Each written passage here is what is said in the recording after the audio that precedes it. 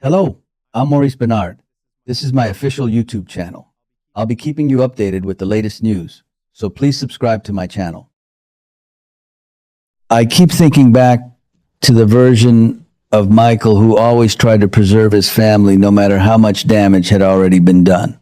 Even when trust was shattered in past relationships, there was usually some hesitation in him, some visible humanity that stopped him from going too far. But now, after secretly hiring Elaine to photograph Willow and Chase in intimate moments, I believe the writers are intentionally showing us a man who has crossed a line he may never come back from. The most chilling part is that Michael did not expose the photographs immediately. He waited, he studied Willow, he allowed her guilt over Drew's poisoning to grow heavier and heavier until she was emotionally weak enough to collapse in front of him. That is not heartbreak anymore. That is psychological control. And honestly, I think many viewers are missing the deeper layer here. The photographs themselves are not the real weapon. The real weapon is timing. Michael chose the exact moment when Willow was preparing to confess one terrible truth to suddenly bury her beneath another accusation. It was calculated to destroy her sense of stability. One moment she thinks she is finally about to cleanse herself of guilt, and the next she realizes her husband has been secretly watching, documenting, and preparing a trap behind her back. That kind of emotional ambush changes a marriage forever. What fascinates me most is how Michael no longer appears interested in divorce.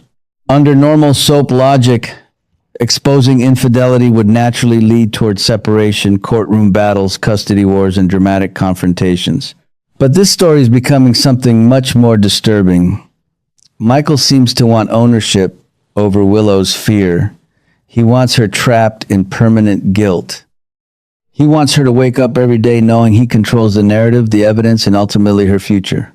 In my opinion, this is one of the boldest character adjustments the show has made in years, because it pushes Michael into territory that almost resembles the manipulative instincts of Sonny at his darkest, but without Sonny's emotional explosiveness. Michael is colder, more patient, more surgical. I also cannot ignore how Willow's reaction completely transformed the emotional center of the story. At first, I thought she would fight back immediately. Willow has survived cult trauma, emotional manipulation, family chaos, and public humiliation before. Normally, she tries to hold on to morality even while drowning emotionally. But this time, she looked shattered in a way that felt frighteningly realistic. She did not just realize her secrets were exposed. She realized the man she trusted most had quietly evolved into someone she no longer recognized. That is why her panic feels believable to me. It is not only fear of consequences. It is fear of living beside someone who has emotionally weaponized intimacy itself. And then comes the truly dangerous twist, Sidwell. The moment Willow turns towards Sidwell for help, the story enters explosive territory. I know some fans may think this direction feels exaggerated, but I actually believe it makes perfect sense psychologically. Desperate people rarely run toward healthy solutions. They run toward the person willing to offer immediate escape. Sidwell understands leverage better than almost anyone. He thrives on vulnerability. If Willow believes Michael is building a prison around her life, then Sidwell becomes the illusion of freedom, even if he is actually something far worse. What worries me is that Willow may not even realize she is trading one manipulator for another. Michael controls through emotional history. Sidwell controls through opportunity and fear. Those are different styles of domination, but both can destroy a person slowly. I suspect the writers are setting up a storyline where Willow believes she is reclaiming power, when in reality she is walking deeper into corruption than ever before. I also think the Drew poisoning confession is more important than many viewers currently realize. On the surface, it looks like another scandal layered into an already chaotic marriage. But symbolically, the poisoning changes Willow's identity. Poisoning is not an impulsive slap or heated argument. It suggests hidden resentment, concealed rage, and long-term emotional deterioration. Whether Willow intended catastrophic consequences or not, the act itself reveals how deeply broken she already was before Michael unveiled the affair evidence. That detail matters because it proves this marriage was spiritually collapsing long before the photographs entered the picture. Another reason this storyline feels unusually strong is because the writers are finally allowing consequences to overlap, instead of isolating every scandal into separate compartments. In weaker seasons, one secret would explode while another quietly disappeared into the background. Here, everything is colliding at once. The affair suspicion, the poisoning guilt, Michael's revenge scheme, Willow's mental collapse, Sidwell's manipulation, each element is feeding the others like gasoline on a fire. That layered pressure is exactly what classic General Hospital used to do so well decades ago. I will admit something controversial too. I do not think Michael's anger is entirely unjustified. His methods are horrifying, yes, but I understand where the emotional rot began. Willow repeatedly hid truths, emotionally drifted away, and allowed dangerous confusion with Chase to intensify. Michael likely spent months sensing betrayal before he ever gathered evidence. The problem is that instead of confronting his pain honestly, he allowed it to evolve into obsession. That is where he lost himself. Hurt became calculation. Calculation became cruelty.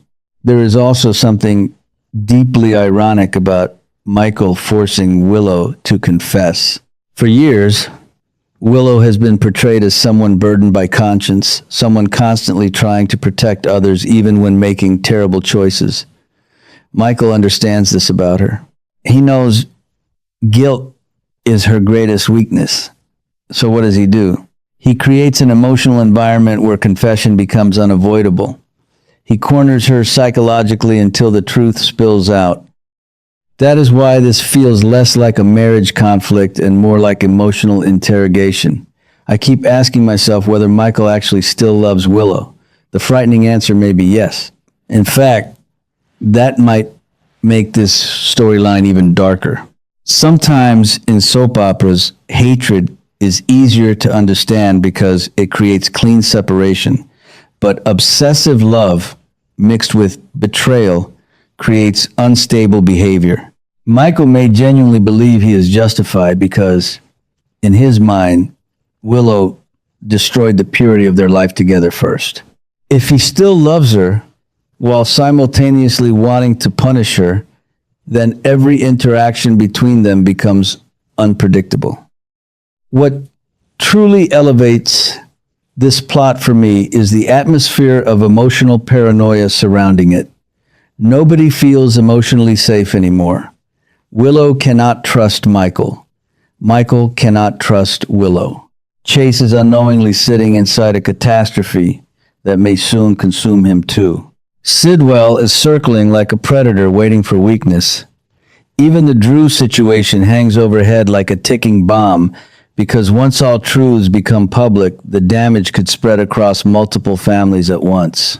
I also think longtime viewers should pay attention to how the writers are using silence in these scenes. Michael's cold restraint is more unsettling than screaming ever could be. The calm delivery, the carefully prepared evidence, the lack of visible emotional collapse, all of it suggests a man who has spent a very long time rehearsing revenge in his head. That is why Willow's terror feels authentic. She is not dealing with uncontrolled rage. She is dealing with someone emotionally organized enough to destroy her life piece by piece. And perhaps the saddest part of all is that this tragedy did not begin with one affair or one crime. It began with emotional distance left untreated for too long.